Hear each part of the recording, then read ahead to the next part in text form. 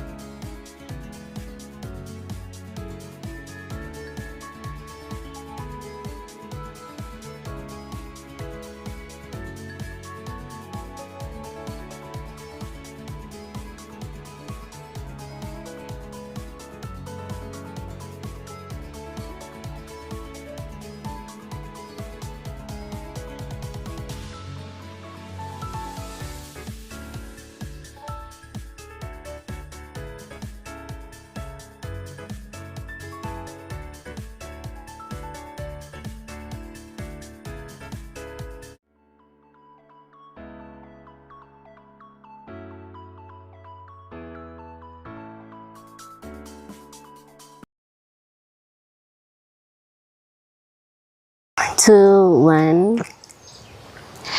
Hello and welcome to Echoes and Ages, where voices echo and stories cut deep. I'm your host, Valentine Chumba, and today we are privileged to host a distinguished Kenyan whose life has been defined by service, discipline, leadership, and peace building.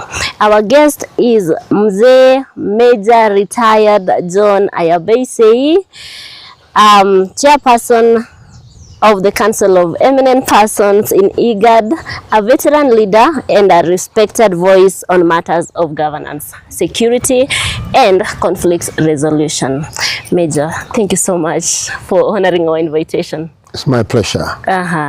Welcome to Echoes and Ages. Thank you. Yes. So first, we would like to know who is Major Sei beyond the titles that people know. Thank you.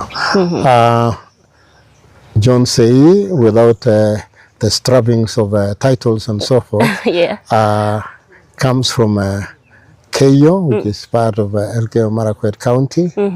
I come from a sector called Sego. So by name, I'm Segin. That is somebody from Sego. And within the Sego group, we have 5 clans. And one of the 5 clans is my clan. I am what they call Kibyegan and or Legenui. And I was born Kule Keyo in Kerio Valley. I'm a man who grew up in a very humble, very simple environment, and grew up from there and went to school, and from the lowest to the highest I could attain, and took up my career and continued in my career until I retired. And I have gotten involved in so many things, and I am where I am today because of that long journey I've taken. And I would say that it's by the grace of God. Me, I am a great believer that I'm a product of a creator. And as such, I give thanks to him who created me, put me in a certain place to play my role in my family, in my community, in my nation, in my region, in my African continent. Wow, that's beautiful. So I'd like us to do the rapid fire questions. Are you ready? This is a very short answered questions. You either this or this, you disagree or agree. No explanations. Thank you. You're good? You ambush me, I'll respond accordingly and appropriately. All right. So, you love tea or coffee? Both of them. No both? No both. Just have I love coffee. Okay. Village or city? I love village, and that is demonstrated by what you see here. Absolutely. Discipline or talent? Discipline. Books or television? Books. Morning or night? I love the night. I'll explain to you why I love the night. Okay. One word that describes Kenya. One word. Kenya is a creation of colonial powers. Okay, one leader you admire? I admire Kwame Nkrumah. Okay, one thing every young Kenyan should never compromise. Never compromise your identity. One mistake leaders make today. The mistake they make is that people understand them, but we don't. All right, peace or politics? Peace. All right. So, what keeps you motivated even after retirement? It's purpose. I have a purpose in life to do that which God wants me to do, live the community, the environment, the nation better than I found. That motivates me. Yes. So if you were to describe yourself in 3 words, what words could those be? I am disciplined. I am focused. I have a purpose in life. All right, now let's get now to the conversation. Take us through your military journey. It's very interesting. My military journey begins from the time I was very young. I was my uncle or Baba Mdogo. Because this Kiingereza imeharibu kila kitu. We call them uncle, and yet uncle is my mother's brother. So in this case, it's my brother, my father's brother. He was in the Second World War, and when I was young, he would come home dressed in military attire. And I was impressed, and I said, when I grow up, I want to be a soldier. I didn't even know what it meant. I said, I want to wear that uniform. It was the uniform. Okay. And the way the person looked like in uniform. Said, I want to look like that. When was that? That was in 1960. That's a very long time. Okay. I understand that you're retired. Okay. Yeah. Yes. And then after that, I was still, when I finished standard 8, finishing my CAPE, I actually wanted to join the army. And I went for recruitment, and I was underweight, and they liked everything about me. So they gave me a piece of paper. They said, if you don't go for further studies, come over to Lanet in Nakuru and bring this paper with you. So then, by the grace of God, the results of our exams came, and I qualified to go to high school. And it is actually what my uncle, that's now my maternal uncle, wanted me to do. First of all, to advance my education. So I went to high school. In that year, I was the only boy from Elgeyo Marakwet district to go to Kapsabet Boys High School. Wow, you're an alumni of Kapsabet Boys. I'm alumni of Kapsabet. Beautiful. And so I went there. I found my fellow Keyos and Marakwets who were ahead of me. Of course, later on, many more joined me. But in my class, I was the only one. Finished the high school, Form 4. We were sort of looking forward to going to Form 5 and 6. But that desire to join the military never left me. So towards the end of my 4th form, the Kenya government was looking for young men to join the military because they wanted to Africanize the leadership of the military. Because at that time, the colonial powers, the Wazungus, were still commanding our African soldiers. And so they wanted Africans to take over from them. So they came to our school.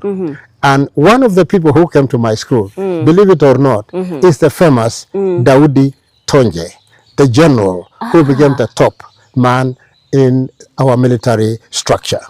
And so after they gave us a speech, of course, for me, it was just like pushing me into the water. I did not need any kind of motivation or persuasion. I was already persuaded in my mind and in my spirit. Then they left and left the forms to fill with the headmaster. So I went to the headmaster and I said, sir, I want to fill the form. He looked at me and said, John, are you serious? Young man, are you serious? You want to join the military? That's the wrong place for you. And he said, I want you either to be a pastor or to be a teacher. And go and preach to your people or go and teach your people. But you see, all those iliingia hii masikio ikatokea ingine. So one good day, and I got it a good day, and that was God's design. The headmaster went to Eldoret for administrative matters. He left the school with the deputy, who was an American, a white American, a very vibrant young man. So I went to his office and I said, sir, there were forms left here. I would like to fill them. And he reached out, gave me the form. I filled it, and then folded it, gave it to him. He posted. The headmaster did not know what had happened. So when we closed the school, I got the information that I was needed to go to Lanette on 1st of February 1966. So I reported. So now you're done with school? I had done with school. And in fact, I got my results and they were very good. But the academic line was not part of me at that given time. It is that thing which really struck me nearly 8 years back. So I went to learn it. Very young man. And they took me. Now you took the letter you were left before with? Yes, I took the letter with me to show that I've been invited. So went there. I had never been to Nakuru. So I went through Nakuru one time by train. But I went there, and there in Nakuru railway station, there was a military bus. They was waiting for prospective candidates. Those were the cadets, officer cadets.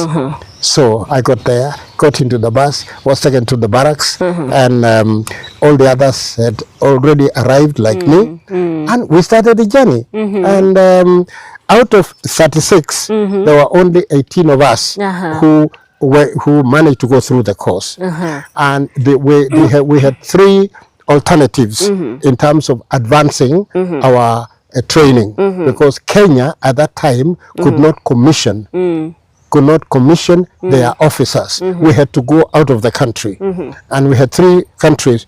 Either you go to Ethiopia, Harar, go to Britain, Mons, go to Britain, Sandhurst. Three places. So all of us, we knew that you either go to Ethiopia or you go to England.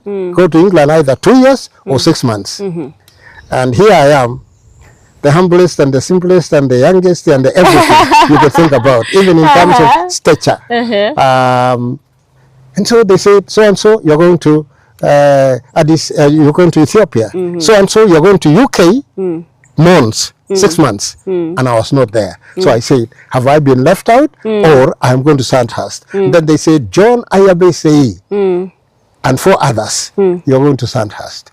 Of all the people, me to be chosen to go to Sandhurst, the most prestigious, the world-renowned military institution training officers. I said, God, you have arrived. And you have seen me.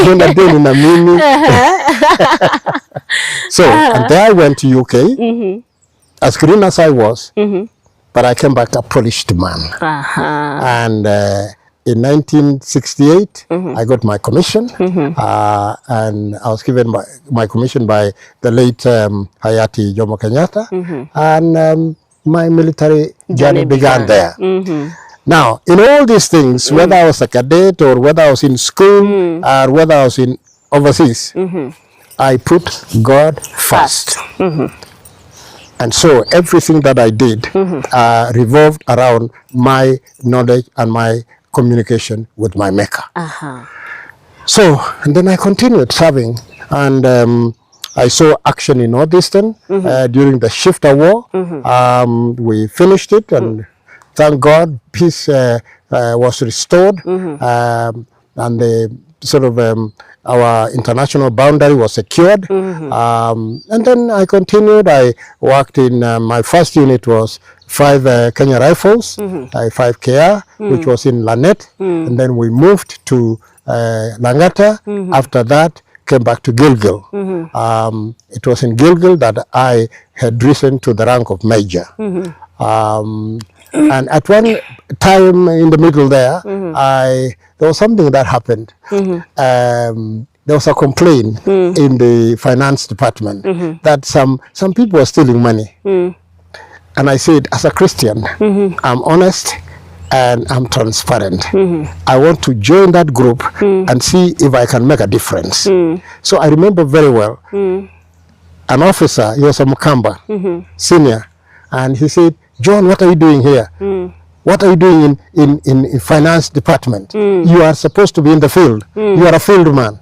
I said, sir, I've come here. There is a problem here. I want to see what I can do. Then I was there for, I think, about 4 years. And then I reverted back to my infantry service. Infantry are the foot soldiers in the Askari.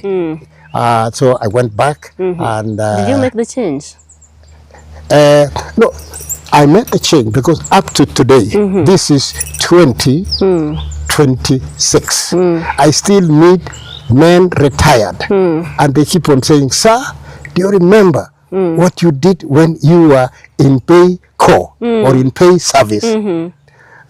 So for me, I said, well, whatever it was, I must have made a difference because somebody is happy and remember something good. Of course, they also remember bad things, but they will never tell you about it. Absolutely. But they will tell you good things. So I think I made an impact.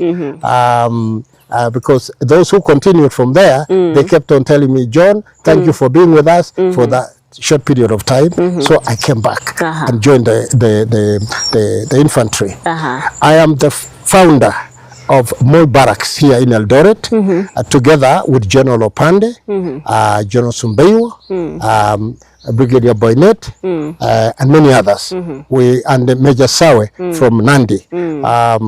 We were the pioneers of Moi Barracks. And in Moi Barracks, I rose to the level of being the deputy commander of the battalion. And that is where my service ended. I retired when I was in 9KR. And that is my journey in the military. A journey that I will never forget because it is part of who I am today in terms of discipline, leadership, focus, issues of peace, issues of reconciliation. This is what I can say. When you are in the military, your weapon is what you use, either to advance your agenda or to stop the enemy from attacking you. So what I have done is I have transformed that weapon of war into a weapon of peace. Wow. And so I'm a peacemaker. I am a mediator. I'm a man of reconciliation. And it's all because it came from that weapon. So when I transformed the weapon, it has taken me to where I am today as an elder in this country, in the region of East Africa, and in the region of IGAD. And I'm still pursuing, maybe very soon, it will be the entire Africa. Oh, that will be beautiful. So actually, can you tell us maybe a moment that changed or completely changed your perspective of life during your military service? Well, it cannot. It's a process. It cannot be an instant. It cannot be a moment. But it is that point when when you assume that everybody is thinking like you because you have been trained together and you're performing the same military duties and so forth. Then I realized that besides me, I have my faith in God, and that became the kind of a beacon. It became the beacon in my life, so that whatever I do in my service, God is my beacon. And even beacon is in a shamba. You cannot go beyond that beacon. Absolutely. You are told this is the end of your this space. Is the boundary. It is the boundary. So God became my beacon, even in the military. And some of us found it very odd. You know, this is when we had just gotten our independence. We were very euphoric about being in ourselves, Africans and independent Kenya and all the rest of it. But you see, beyond the euphoria, there was something that anchored me to see all these things in a better perspective. Absolutely. And that was to know God. Wow, that's really beautiful. Yeah. Now, you transitioned after your military service into now the security part of it, or peace and reconciliation. How did that happen? It's very interesting. When I was in the military, at one time, I saw something that was happening in the military, and that was very disturbing. It was a question of alcoholism and drug addiction. It was at its primary stages. It was not clearly seen. But somehow, I saw it, and I wrote a paper, and I told the authorities, there is need to do something about this. Sure. And I need to take a course on reconciliation and also counseling psychology. Oh, so you did a course? No, let me tell you. I guess I'm so fast. They looked at me and they said, well, it's a good idea, but there is no money for it. And so it was not a question of money. They did not understand what I meant, or they did not see the importance of doing that. So those were some of the moments that began, it triggered something in my heart and in my mind. And I said, this human being needs help. So when I left the military, which was rather abrupt, it was not designed, it was not planned, but the exit was a bit fast. And by the way, I need to say this. I count it a great, great blessing from God that I left the military the way I did, because the love I had for military was so strong that nobody would have persuaded me to leave the military unless I be sort of forced out by force. And that is exactly what happened. So when I left abruptly, I said, what do I do? And in my mind, I said, I'm a man of peace. So I did some work. I became the national coordinator and manager of an NGO that was dealing with, you know, disabled people, disadvantaged communities. I even helped the missionaries in dry areas like Samburu, West Pokot, and Maasai. But after I finished that bit of work, which was really preparing me for a bigger thing, I didn't know. Kumbe, it was a school. I was learning something. Because at one time, the boss of the military at that time, General Muhammad Mohammed, he called me to his office. 5 years after I had left the army. And he told me, John, there is a problem here in the military. There is something called corruption, which has crept in. And the board has sat, and they unanimously agreed that if we bring back John Sei, he will deal with this matter appropriately.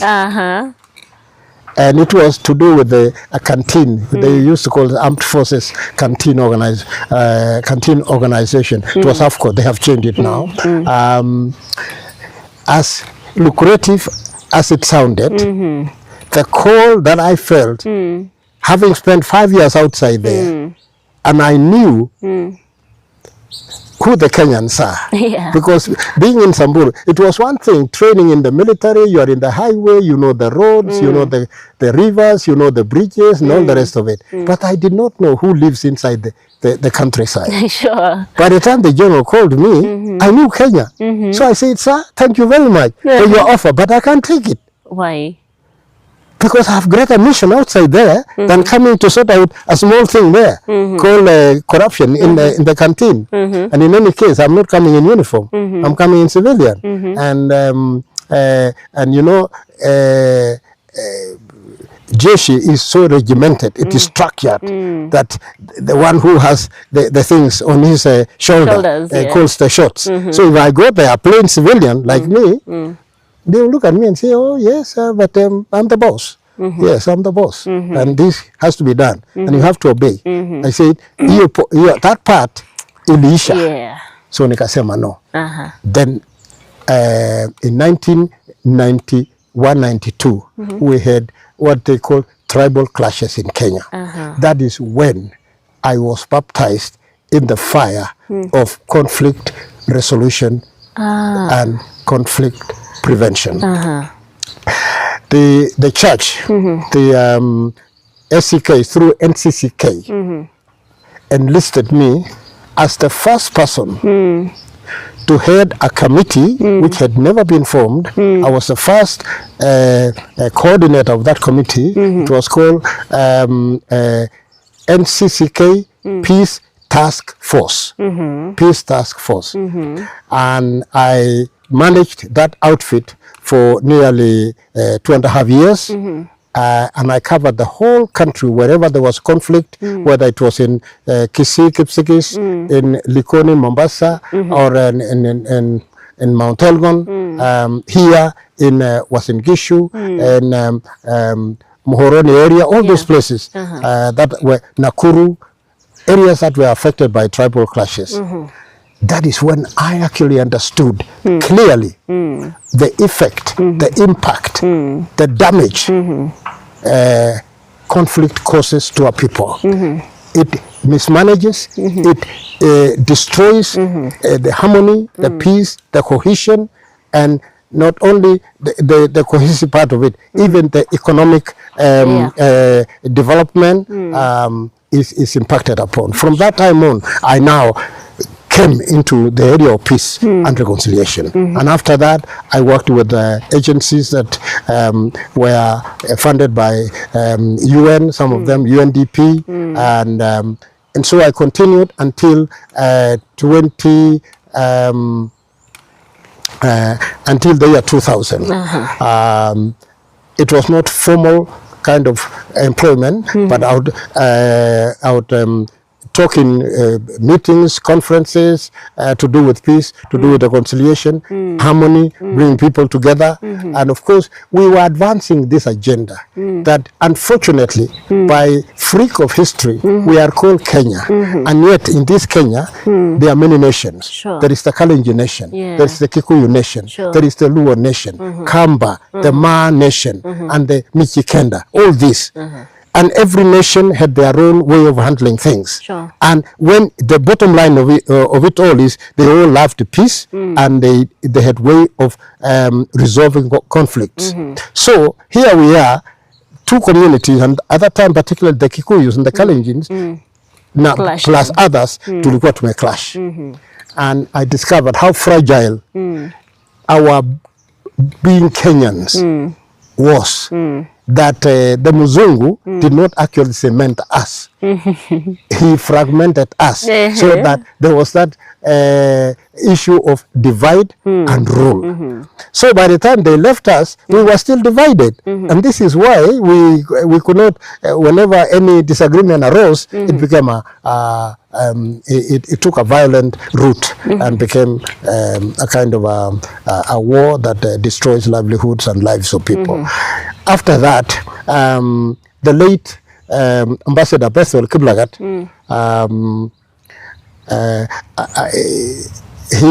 I had known him for quite a while when he was the permanent secretary in the Ministry of Foreign Affairs.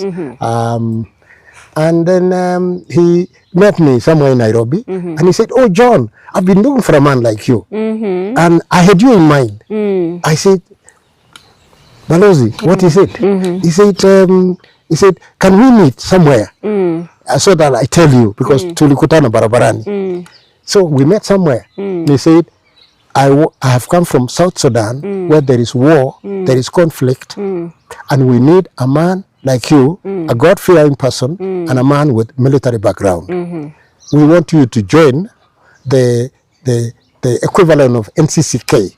It was called New Sudan Council of Churches. And he told me, I have recommended that you be taken by New Sudan Council of Churches. You go to South Sudan and help assist to reconcile the the church, which means the people, and the military, which was SPLA. SPLA was the fighting force that fought against the North. So I went to South Sudan, and it was another world. It was another dunia. And now that transformation, changing the weapon of war into weapon of peace, it was very much needed at that time. I traversed the entire South Sudan from west to east, and for 2.5 years. You were in Sudan? I was in Sudan, and by the grace of God, it is unexplainable. Because we were scared of bombs being bombed by the North, using the aeroplanes, Antonovs, and the mines which were laid on the road. And so from whichever side, you were in danger. And one day I say to myself, John, if you die here in Sudan, what will people say you are doing? And then I say to myself, I am on a mission, and God is with me. So God knows why I'm here, and people will understand why John was there in Sudan. And for your information, and for information for everybody, the president of South Sudan, His Excellency Salva Kiir Mayardit, I spent days and nights with him in the same hut, African hut, with the Goli Tukul. And we were talking together, how do we overcome this? But for me, my side was peace. To make sure that as you advance your agenda of independence, don't kill your own people, because these are your people. The North is killing them, and why are you also killing them? And they are your people. And it was quite tough, because they were saying, why are they standing on our way? We want to clear these Northerners, but the church is refusing. Because of their beliefs and all the rest of it. I say, but there is dialogue. We can talk about these things. And so with the church in South Sudan, we had a lot of conversation, a lot of discussion, and everywhere I went, I met the local commander, and we talked, and I told them who I am, and we said we are going to train chaplains for the military in the same system that we have here in Kenya, because the chaplain would play a pivotal role in social and moral fiber of the military. Is so much rooted in the fear of God. It has to take a religious angle, and we actually did with another organization, trained nearly 50 chaplains for the SPLA, that is the South Sudan Liberation Army. We trained about 50 chaplains for them. So I was there for that period of time. I encountered myriads of dangers, but also I enjoyed the time being there. It was like a frog being in the water. So in spite of the dangers, I really enjoyed every moment. Yeah, was peace eventually achieved? And yes, of course, I left South Sudan when things were really taking very nice shape. The Machakos peace talks, Naivasha peace talks were going on, and General Sumbeyo was really the lead person doing all those things. And that is when I left South Sudan, I went direct to South Africa. And when I got to South Africa, I got involved in other areas of peace. Were you called again to South Africa? No, I was. It was another twist of life, in that God opened another way through my wife being appointed ambassador to South Africa. So as a spouse, I went there. Some privileges. But you see, instead of going and sitting there and enjoying my status of being the spouse of an ambassador, I found myself in the deep waters of peace and security. And we're talking about Congo, about Burundi, Rwanda, Somalia, and so this thing never ended. It continued on and on and on. And around that time, at the same time, I was running another I was a regional coordinator of what is called International Military Christian Fellowship. In that in every country there is a kind of a Christian fellowship. It's like it's like CU in a school, Christian Union. So in the militaries, they call it a military Christian fellowship. And I was coordinating all that from South Africa, and I covered the South Africa, Zimbabwe, Zambia, Kenya, Tanzania, Uganda, and Ethiopia. And I traveled all these countries after, you know, my stint in Sudan. And so, and the journey ended, I think, when, again, it did not end. Everything used to phase out, and another thing comes in. 0708, the conflict, the post-election violence, it erupted, and I was here in Eldoret. And who calls me? The late Bishop Korir. And he said, the county, the district, Wasingishu district, was burning. I was in my house, and he called me and he said, please, if you are here, come to the cathedral. I said, Bishop, what is happening? He said, please come. There is no time to explain. And I went there. Who do I see? Thousands of people who had run from the countryside of Wasingishu, running away from the conflict. People had had their houses burned, their cows. It was terrible. It was terrible. Destruction was bad. So another journey began there. Peace and reconciliation. Now, I want to understand that all this time when you've been traveling and, you know, reconciling, had you taken any course? Nilienda kosi ya Mungu. But I take a lot of lesson from my military training in UK. My son has training.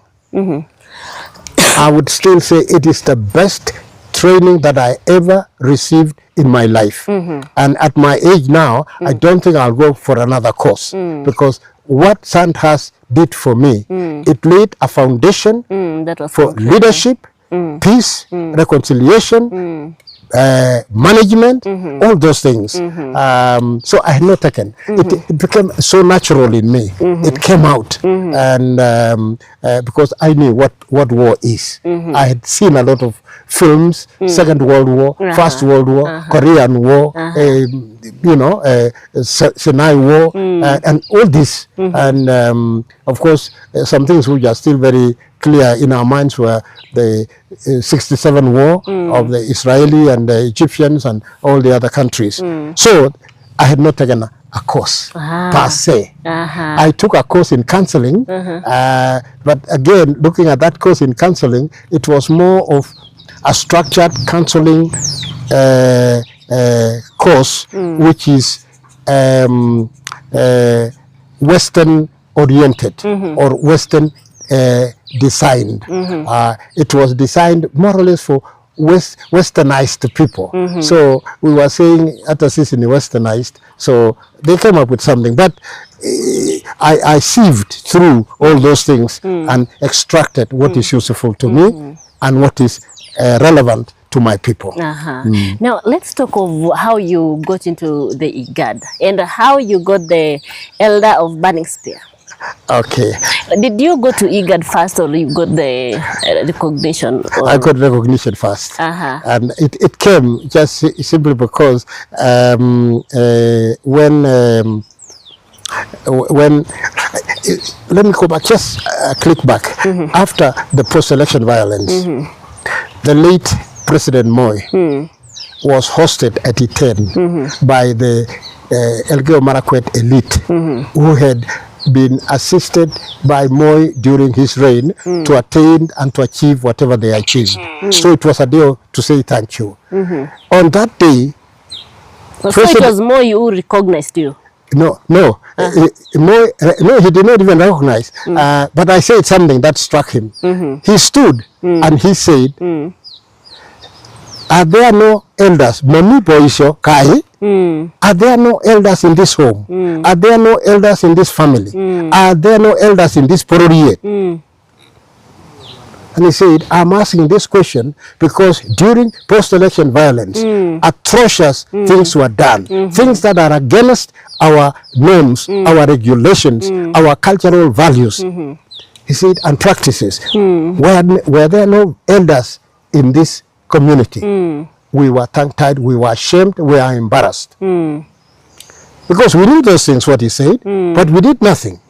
So, but anyway, in that same meeting, when I stood, because I was given a chance, I said, thank you very much, Your Excellency. But I took a time to say thank you to him and also to forgive him for what he did to me. I asked him to forgive me. So we forgave each other,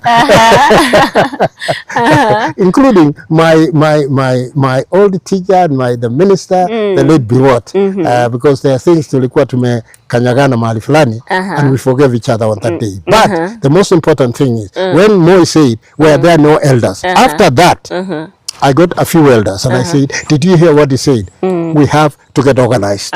So I was the first person to organize the Kalenjin Council of Elders. I was I'm the one who initiated. I'm the one who became the first chairman of the Kalenjin Council of Elders. So when did you initiate this? 2009. After the post-election violence. After the post-election violence, that's when Miot Council of Elders was formed. Actually, yes. So regarding that Miot, I was actually looking for a better word or better time to ask that. How has it helped the development of this country, or especially the Kalenjin? Yes. I think Miot, in a way, at the beginning, people thought it was a club of the elders. So ni club yao. But the word Miot is a Kalenjin. The name Kalenjin is something that was coined in 1948 by Kina late Towet when they were in alliance. Because when the Kikuyu said, we are a Kikuyu, the other said, we are a Kamba, we are Luos. Na sisi, the Nandis, the Kayus, the Tukens, the Marakwets, and all the others, they said, who are we? And then they looked for a common word. And that word is Kale. Kale, yes. So they formed the word Kale. And so we instead of saying Miot, Kalenjin Council of Elders, we said, let us go to the original name. And we were given that name by the late Bishop Joshua of Kipsigis, of minor generation. And he gave us history, told us who we are, and we took that name Miot. And at one time, the legendary singer Laboso, he actually mentioned the word Miot, Kota Miot. So Miot as such has helped us to be aware that we are one, that the Marakwets, that the Pokots, that the Sabaots, that the Ogies, and all the others, we are one and the same. That is one thing that has brought us together. When it comes to economic development and all the rest of it, hiyo imekuwa maneno ya serikali. The government has handled that bit, but we are on the social and the cultural values. That is where we operate in. Like saying, hey, it's against our culture to do this. It is against humanity. And when we talk about our culture, there is no culture as such that bounds one particular community. They interlink with others. Tell the Kikuyu, and you find that there is commonality. Mukamba, Masai, Luya, Turkana, even even Karamojong. There are areas that we link up together. So, has this Council of Elders been recognized? Or should they be recognized? They have been recognized to the extent of saying, you are here to be seen and not to be heard. They know we are there, but they have not given us space really to stand authoritatively, and say this is the way to go. Because the Western concept of governance, governing the nation, there are certain things they follow. And when we come in as elders, it looks as if we are interfering with their system. Because this thing called democracy, to me, it is a monster that continues to eat us. And we fail to understand why are things going the way they are. It's because we swallowed the hook and sinker of this thing called democracy without really defining it, without understanding it according to our culture. Otherwise, if we domesticate that culture, that democracy into our system, it is wonderful. It's great. So wazee wako pale, they have their values and they have a way of governance and how to elect leaders. But democracy says there is something called election, and you put a paper in a ballot box, whether you like or you don't like, you put it there, and you say I like so and so, so I vote for so and so. Our culture never adopted that system. It was more of so do you know, you feel like we should remove the democracy and then rule in the community level? No, I want the two to embrace each other. I want the two to embrace each other. When they embrace each other, then the democracy as it is by itself will see good values from us, from the culture. And the culture will also see good values from that Western concept of governance. And when we have that middle thing, then we all own it, because the democracy we are talking about is not just for the Kalenjins, it is it is for the entire nation. It's for the entire nation. So the Michikendas are also talking the same. The Kikuyu is talking the same. And the Luas and the Kisis and everybody is talking the same. We want to marry the two, get the good values out of them, marry them together, come with African oriented democracy. Yeah, right now when you talk of this Council of Elders, there is political tension right now in the country. We have the people from the mountain, or rather the eastern side, and then now we have the Kalenjin people, you know, teaming up with the western side. What is the role? What are you doing to cool down the pressures that are rising right now? Yeah, first of all these tensions and all the rest of it, well, we will always blame the Mzungu and say it was that divide and rule where they say the Kikuyu is a thief, a Kalenjin is kazi yake ni kuiba ng'ombe, na Jaluo kazi yake ni samaki tu, na Muluya ni kule jikoni tu. It is that kind of stereotype. Now, so the siasa we are playing right now, they are tribal politics. At the same time, because of this democracy and it's a question of numbers, you are sort of looking for friends who can add your numbers so that you win, because it is a question of numbers. So what is happening here is this beast called democracy, where numbers will determine who is going to lead the country. So ukiona watu wa mountain wanakupatia kisoko, you look for those who are they want to embrace you, or you embrace them.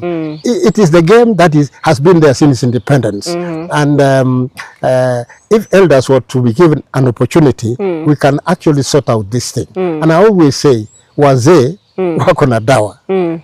And the fortunate thing is, me as an old man, I am 86 years old. Ah, wow. So I know quite a bit of history of this country, the transitional period to where we are today. So I am a bridge between the past and the present. Sure. If the leaders were patient enough to listen, we can actually contribute a lot in sort of harmonizing and making sure that even if there is opposition and there is the ruling party, they do it harmoniously. Those who are in opposition wanakuwa in opposition harmoniously. Those who are ruling elite, they don't become dictators and trample on others, but do something that is pleasing to everybody. Yes. All right. When were you awarded the Elder of Burning Spear? Yeah. Thank you. After the election, the re-election of 2017, President Uhuru Kenyatta,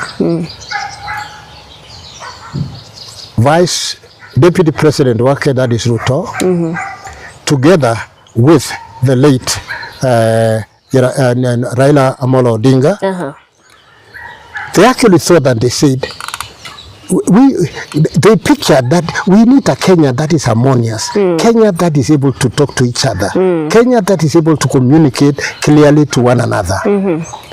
So they came up with something called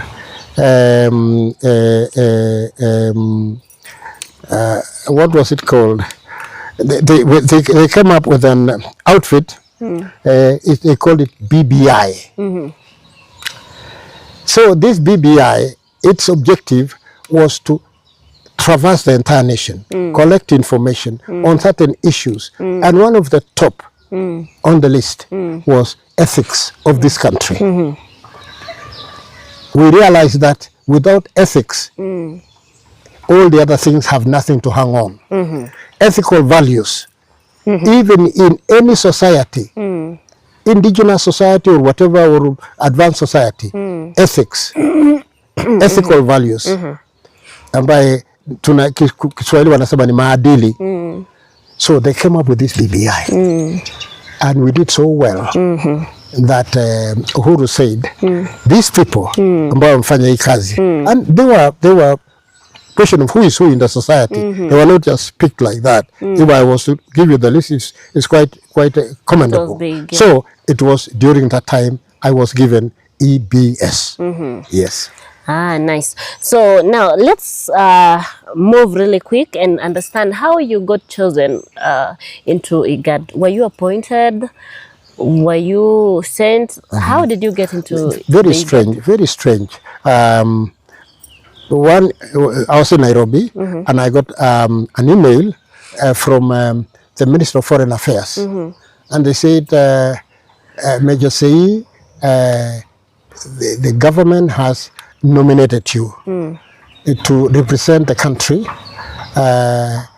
in this newly formed IGAD Council of Eminent Personalities. And so the meeting was called, I attended, plus other nominated persons. There were 3 of us from Kenya. There was Paul Tarigat and Catherine Ndereba. They came from the sporting side because they are legendaries, they are known. What IGAD was looking for are people who are known. And so when they looked at the landscape of elders in this country, there was none other than Major Sei. And so that's how they chose me. And there were elders from Somalia, from Ethiopia, from Sudan. Sudan was still peaceful at that time. And from South Sudan, from Uganda, and from Djibouti and Eritrea. So we formed the Council of Eminent Persons. And we met in Addis Ababa, and we were told to choose the chairman and the vice chair and the secretary. And all of us, we went into our enclave as elders. And we said, what method do we adopt? We said, we are elders. We are not going to go Western way. Elders go by consensus. Wanakubaliana, hakuna cha kusema mkono juu. So, within 10 minutes, it was over. And a professor from Addis Ababa University, an elderly gentleman, he stood and he said, I want to propose, and there is not going to be a seconder here, because we are not going to propose another person. He said, Major John Sei from Kenya should lead us in this new outfit. And the rest said, yes. Just like that, unanimous. I nearly melted like butter before fire. But because I am formed of a certain element, I was able to withstand the emotional reaction. And that is how I became the chair. Wow. And you're currently the chairman? I'm currently the chair. And how long are you supposed to lead before you can have another election? 5 years, and then you can be added 2 more years. Yeah. And how long have you been the chair now? Well, I've been the chair for nearly a year now. In August, it will be 1 year. Yeah. So you still have a long way to go. I still have a long way to go. You said that you've been landing in lucrative opportunities. But now, before we go there, I want to read some comments here on YouTube.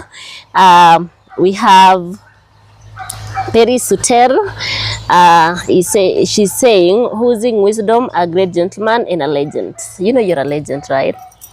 Thank you. Thank you, Paris. Yes. Yeah, Kips, I don't know the name exactly, but he actually recognizes your award of the Elder of Burning Spear. And then we have Daniel Kiai. Say hi to my brother. I'm following the discussion. Thank you, Daniel. And then we have Alice Kering. She's saying, I'm following from Nakuru, our chairman. He did a lot in matters of peace after 2007 to 2008 post-election violence. Thank you, Alice. Yeah. Oh, great. So your people are really watching and they are really proud of you. Thank you. During our quick fire questions, I asked you whether morning or night. And you said night. Yes. Saying that you would explain later. Yes. Now explain. I know people on a light touch would think that because a lot of other activities take place at night. Absolutely. But biology tells me at night that is when my body undergoes repairs. During the day, there is a lot of wear and tear going on. And night gives me time to rest. And my brain to function, clean up the system, remove the toxins, and re-energize for the next day. So I love the nights because I wake up re-energized. So that's the reason. Oh my goodness, I guess we fell into the trap. Yeah, you fell into the trap, yes. Okay. You said that after your retirement, you went back and you really wanted to fight alcoholism and drug abuse. Yes. And that is exactly what's happening. There are a lot of cases of military men killing their spouses or even the children. Were you able to achieve that? No, I exited before anything before I could do anything, or before the system responded positively. At that time, if you tend to drink too much, they say you are a weak character. It was a question of character. You have no self-control. You have no self-discipline. They did not know that alcoholism is actually a disease. It's a condition that needs to be dealt with. So I'm glad today, as I'm talking to you, the military is in full swing dealing with those issues. The same way like Nakada, the way it is dealing with drugs and alcohol and all the rest of it. And there are many institutions which are providing counseling, rehabilitation, and all the rest of it, yes. So I would like you to look at the camera and maybe speak to that young person in the military service who are dealing with depression. You know, I understand that is actually the disease that is killing our soldiers. And as an elder and a person who has gone through that, can you speak to that young man who is in the service right now? Well, it is what I want to tell you, my young person, man or a woman in uniform, to tell you with a lot of authority and a lot of love, having been there myself and served in uniform in its formative years of the Kenya military, I know the situations you are undergoing right now. They are not unique to the service. They are everywhere in any profession, whether it's teaching or in any other sphere. People are falling into alcoholism, drug addiction, into depression, and into other antisocial behaviors. I want to tell you, if you are a victim of that, you are not alone, but there is a way out. There is a system that has been established, and I believe within the military structures, there is a department that deals with depression, issues of counseling, and any other related social matters. Do not be quiet. If you are a victim of either alcohol or drugs, or if you are undergoing depression either because of family matters or because of service matters, maybe you feel you have been left behind, your colleagues are rising up in the rank, and you are left there and you wonder why. I want to tell you this. You are hurting yourself.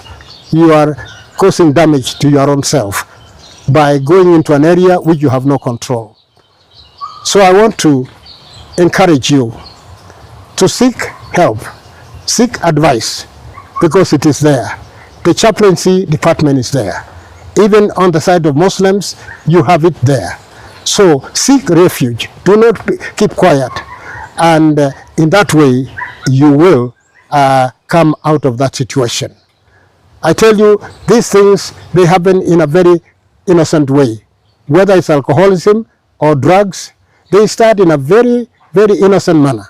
Those things I want to tell you and tell others, that this thing called drug and this thing called alcohol is a lethal weapon. It is worse than a bullet, because a bullet, when it hits you, it finishes you there and then. You don't suffer. Lakini, these others, they will put you through horrendous experience, very difficult life. You are not living, and yet you are not dead. So you need to live life that is full. And for you to achieve life that is full, it is good that you seek help when the need arises. And in that way, you'll get help that you require. Above all, don't forget, you are not alone. There is a Creator who made you. And seek help from the chaplaincy, who will help you from the spiritual perspective. And in that way, you'll be able to overcome. Those are my words as your fellow comrade who retired many years ago, 43 years ago. And still, I feel for you. And I love you people in uniform. Thank you. Wow. I think that is really beautiful. Yeah. Oh, lucky are the children of this great man. Because if he is using that wisdom in your home every day, then I guess you have the counsel that Kenya requires. Now, let's go back to what are the greatest challenges you're facing right now as the chairman of the IGAD? Everything depends on finances. I would say really it is the facilitation, it's the means to move from one place to another, and that is money. The donor community has exhausted their patience. They have wamechoka. So when you talk of elders of a region, it is more of it's a collective. They are more or less saying this is an internal matter. Let the governments of these countries handle that matter, and I agree with them. The council of elders, or the elders of every community, that is the stronghold of the community, the stronghold of the nation. So something that has not been considered all along is to put aside funds to take care of councils of elders like this, whether it is at the ethnic level, that is at the Kalenjin level, or the Luo level, or the Kikuyu, or Kamba, or Ma, and all the rest of it. So when it comes to the IGAD, IGAD has 8 countries. And these 8 countries right now, nearly half of them are in problems.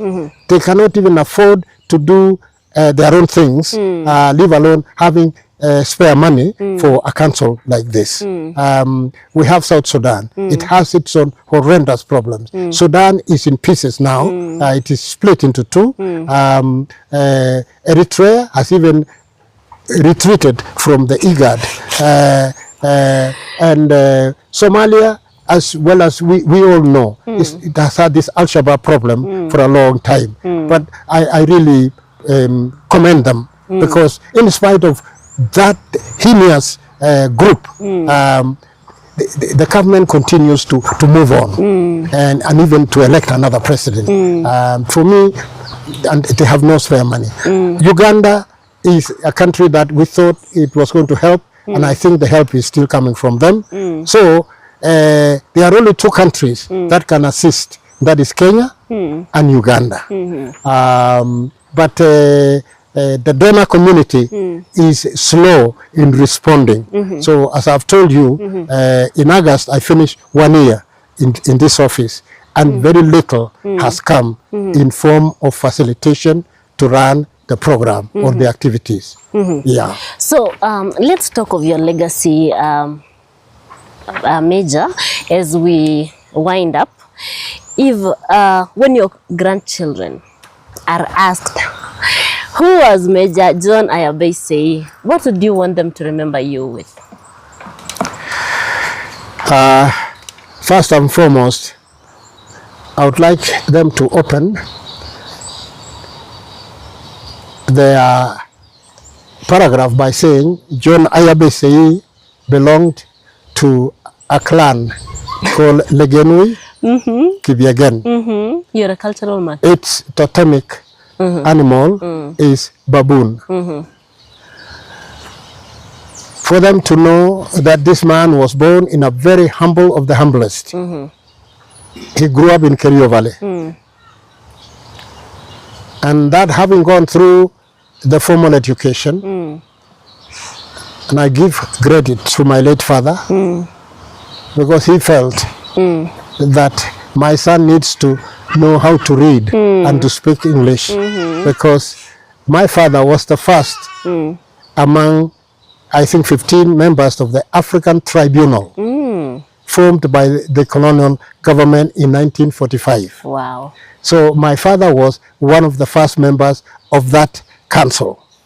And they stayed until they closed the council in 1959. I would like my children, my grandchildren, to know that our Kugo was a God-fearing person.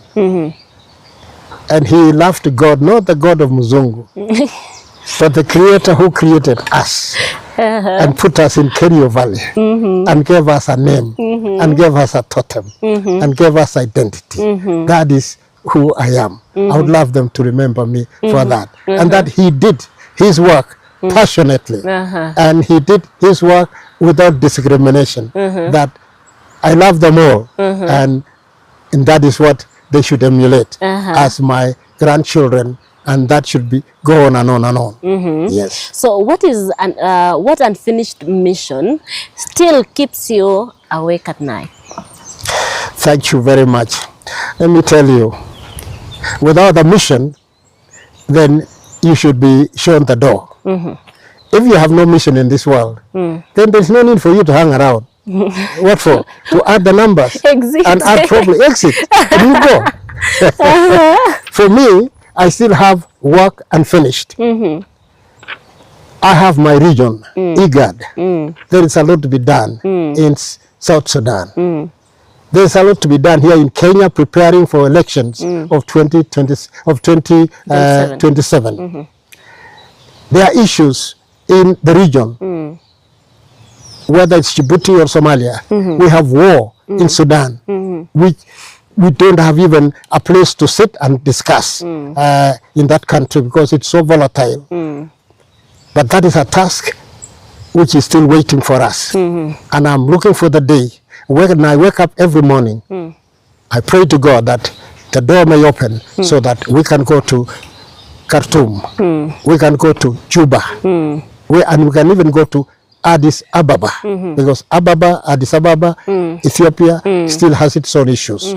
So there are a lot of things that keeps me awake. No, it doesn't make me sleepless. I sleep very well, but when I wake up with a purpose. You remember? I wake up because I'm renewed, I'm re-energized. And ready for the mission. Very nice. Now, before even I ask you this last question, what's your take on women leadership, especially right now in Nandi County, where there is Cynthia Muge and Alan Sang really fighting for the gubernatorial role?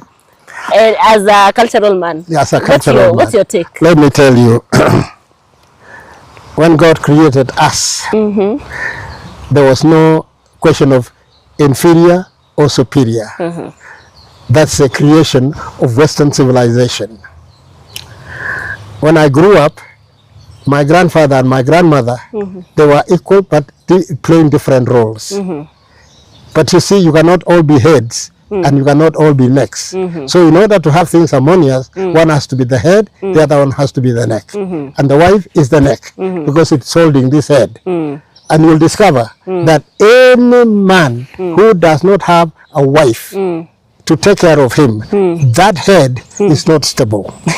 Kawaida inafanya namna hiyo. So woman is a stabilizer, but something has crept in and has also spoiled the women's role. And when they say what man does, a woman can do, and can do it even better, that is a Western concept. It dislodges us from our cultural structure, where everybody was respected wherever you are.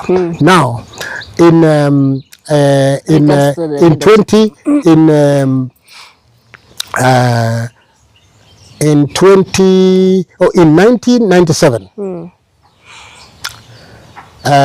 I encountered a challenge. But going back, let's go back to 1983. In 1983, there was an abrupt general election kwa sababu ya ile issue of traitor, and I don't want to go into that. And my wife at that time, working with a World Vision and having seen the plight of the people on the ground, she decided to run for the seat. I gave her 100% tick because she has had the qualities. And these qualities cut across. It doesn't matter whether one is a man or a woman. But when some of these qualities are being carried by a woman, and I think it is because a woman carried all of us at the mini. Nilisaliwa na mama. She carried me for 9 months. I think women have got certain qualities, certain capacities, which men, we cover it up by a lot of hula baloo, vitu mingi sana. A lot of Kiingereza ama Kiswahili ama Kalenjin. Yeah. So I gave my wife, I was the first Kalenjin man to allow his wife to go into politics. So today, I applaud any woman, whether she's a Maasai or Michikenda, and more so if you are a Kalenjin. I give you my hand and say, you deserve a seat like anybody else. And I'm not telling the man step down for her. And I'm not telling the woman take the leadership on a platter. You have to speak yourself. You are a mama. Now mama has a lot to tell us. And what you tell us, it goes into the heart. What the men normally tell us, they enter into the head and they stay there. And we want something that is going to last. And mamas, they know how to tell us. So the issue of leadership, you are telling me about the Nandi and so forth, I applaud the lady who wants to be a governor. Why not? From the Kalenjin community. The Kikuyus have done it. And others have done it. Chiptanyo, go ahead. All right, you have the green light from the mute. All right, if this was your last public interview, yes, what message would you leave for the people of Kenya? For my people of Kenya, this is my land, this is my country. Many years ago, when Africa was seeking for independence, there was a movement called moral rearmament. And the song, or the theme song, which we used to sing was, "Which way Africa? This is my continent. I want to know which way." Now, which way, my country, Kenya? This is my country. I want to know. This is what I have to say about my nation. We don't have any other country. We don't have any other place we call home. This is our home. We have to protect it. We have to keep it together. There is need for unity. There is need for peace. There is need for harmony. There is need for togetherness. Because in unity, there is power. In unity, there is energy that we can drive the country and drive the nation forward. That is my plea. And if this is going to be my last statement, because I don't know about tomorrow, but I've had a meeting with my God, and we have agreed that my task is not finished. It's not yet over. It's not yet over. So I'm still there with you, my fellow Kenyans. We are going to work together. Let us be united. Tusichukuliwe na mambo ya siasa ya leo, and kesho it's not there. Let us talk about development, infrastructure, food production, climate control, health for our people. And I call upon all the elders of this nation, of whom I'm the chair, that we rise up to the challenge of the time. We need our country to speak together. And even if there is variation of opinion, let us vary in peace and not call each other names, not abuse each other. Africans never used to abuse each other. We never used to name call each other. There was a respect, especially for an adult, for a leader. It never comes out of your mouth a word of abuse. You don't abuse. If he abuses, na mnajua ile msemo nasema, when you argue with a fool, he'll become a fool. Take care of yourself, because the public will not know who is who. Because both of you might be fools. So stand firm and be yourself. Thank you very much. Wow, Major, you've actually spent decades serving this nation in different capacities. And looking back, what gives you hope that there are better or best days ahead for Kenya? Niko na tumaini. I have a lot of hope and trust that a crop of leaders will emerge from those who are there already and chart a better way forward, a way that will be out of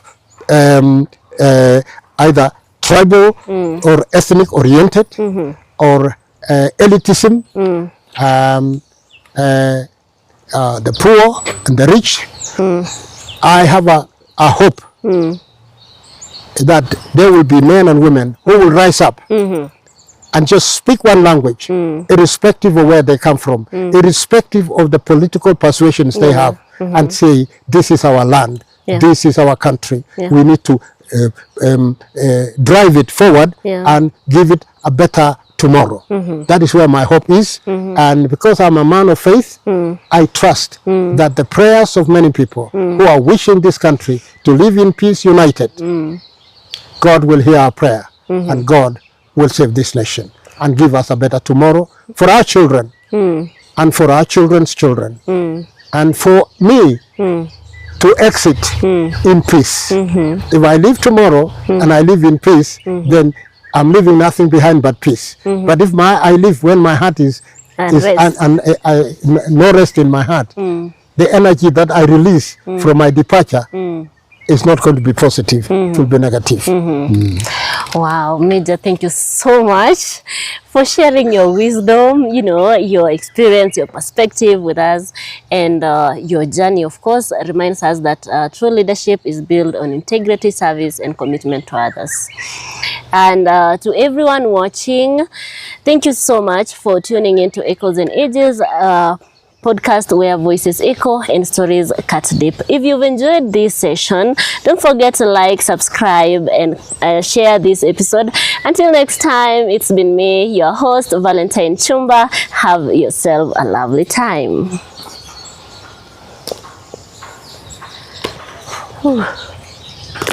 That has been incredible. Tumemaliza?